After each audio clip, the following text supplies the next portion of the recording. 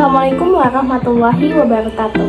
Perkenalkan, nama saya Fanufadi Algunen dari Fakultas Ilmu Pendidikan, Prodi Pendidikan Ekonomi, kelas reguler sore, Universitas Pancasakti Bekasi dengan nomor induk mahasiswa 187215035. Video ini saya buat sebagai bukti keikutsertaan saya ujian tengah semester mata kuliah kurikulum buku dan teks dengan dosen pengampu Ibu Ayu Nurul Amalia Eskom. Berikut videonya.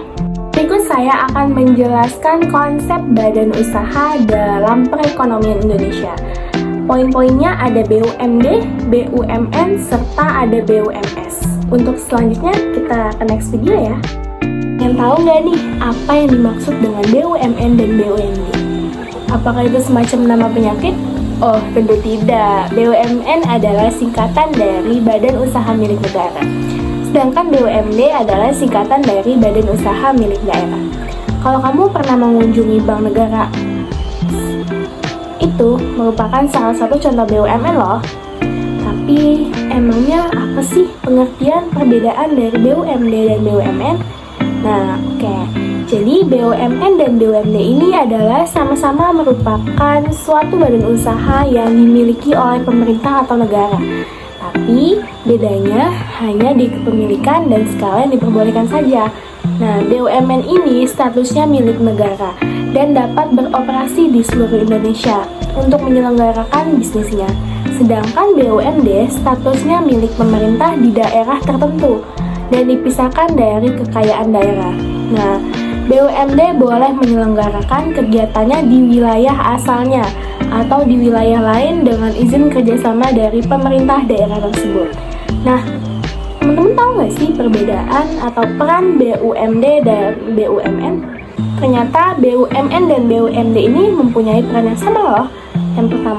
Poin pertama adalah sebagai penghasil barang dan jasa untuk masyarakat. Yang kedua, sebagai pelopor sektor yang belum diminati oleh swasta. Yang ketiga, sebagai pelaksana pelayanan publik. Yang keempat, sebagai pembuka lapangan pekerjaan.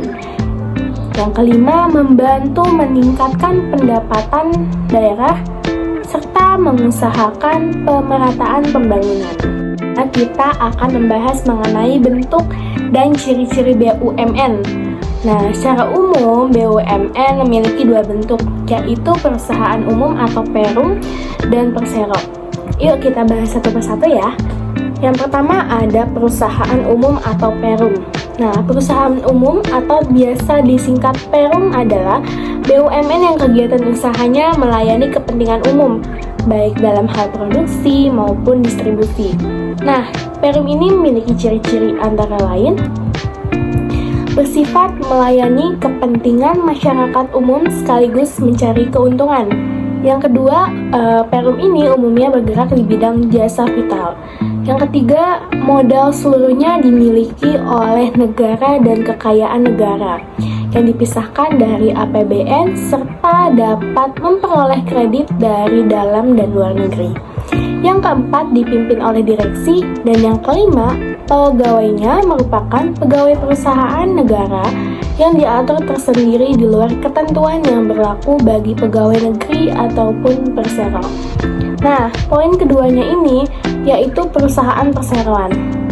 Perseroan adalah BUMN yang berbentuk PT. Nah, pernah dengar kan kata PT? Dan modalnya terbagi atas saham yang sebagian besar atau seluruhnya dimiliki oleh negara dengan tujuan utama memperoleh laba atau keuntungan. Nah, persero ini mempunyai ciri-cirinya. Antara lain, yang pertama, modal terdiri dari saham dan dapat diperjualbelikan di pasar modal. Yang kedua, rapat umum pemegang saham atau singkatannya RUPS memegang kekuasaan tertinggi. Yang ketiga, status pegawai adalah sebagai pegawai swasta. Yang keempat, tujuan utamanya yakni sebagai salah satu pos penerimaan negara bukan pajak atau PNBP dalam APBN. Nah, setelah mengetahui bentuk dan ciri-ciri dari BUMN, sekarang kita lihat ya ciri-ciri dari BUMD ini. Yang pertama, diatur dan didirikan oleh pemerintah daerah.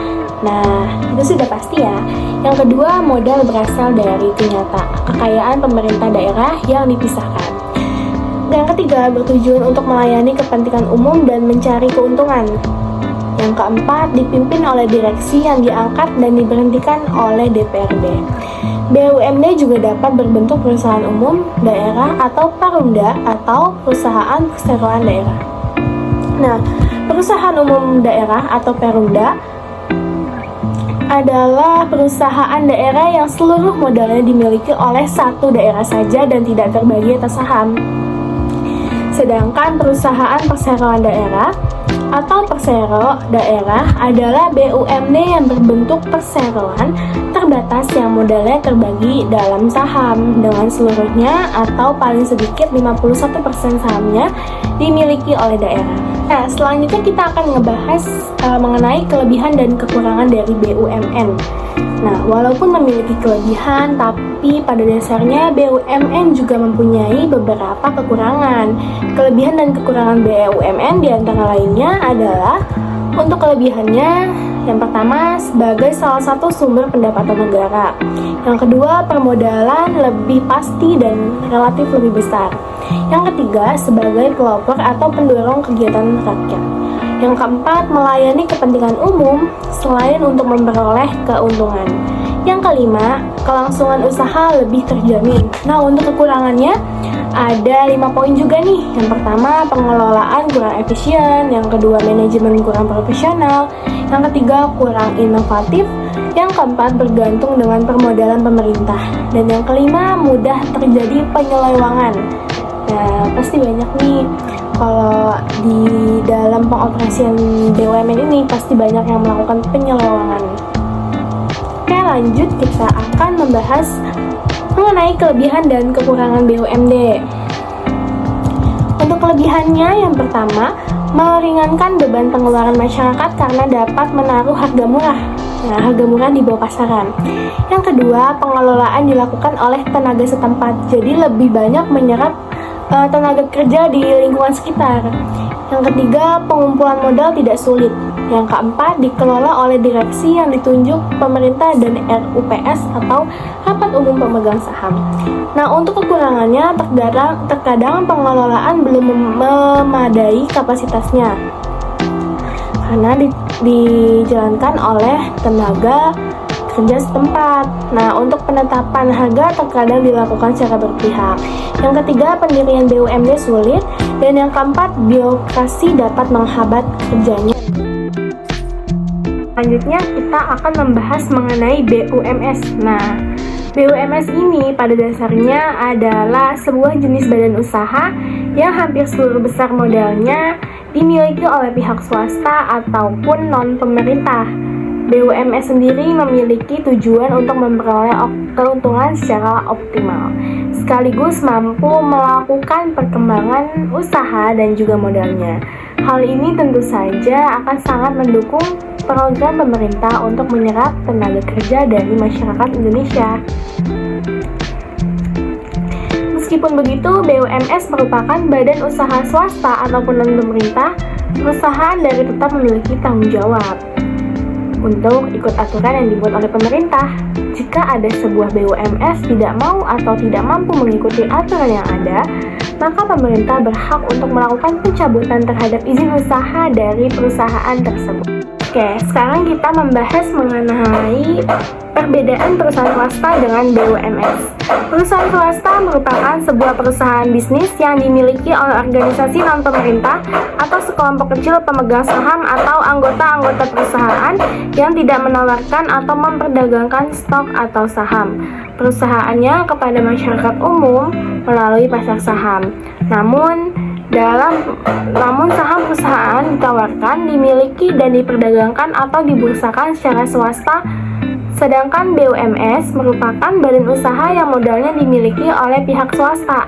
Nah, badan usaha memiliki fungsi dan peranan yang terbagi-bagi atas berbagai macam-macam ataupun jenis bentuk BUMS. Tujuan BUMS adalah mencari keuntungan seoptimal mungkin dalam mengembangkan usaha dan modalnya, serta untuk membuka lapangan pekerjaan yang luas. Peran BUMS yaitu Yang pertama, menjadi mitra BUMN. Yang kedua, menambah produksi nasional. Yang ketiga, membuka kesempatan kerja yang luas.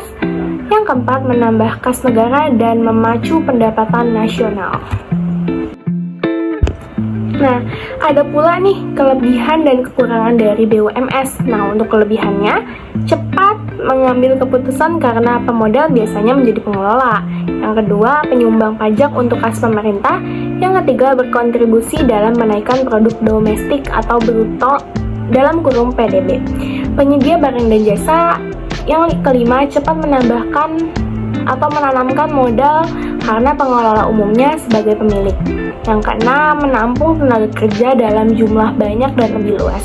Nah, kekurangannya itu yang pertama, terlalu memperhatikan laba sehingga tidak memperhatikan lingkungan sekitar. Yang kedua, sulitnya mendapat pinjaman. Yang ketiga, sering terjadi silang pendapat antara manajemen perusahaan dengan para serikat buruh.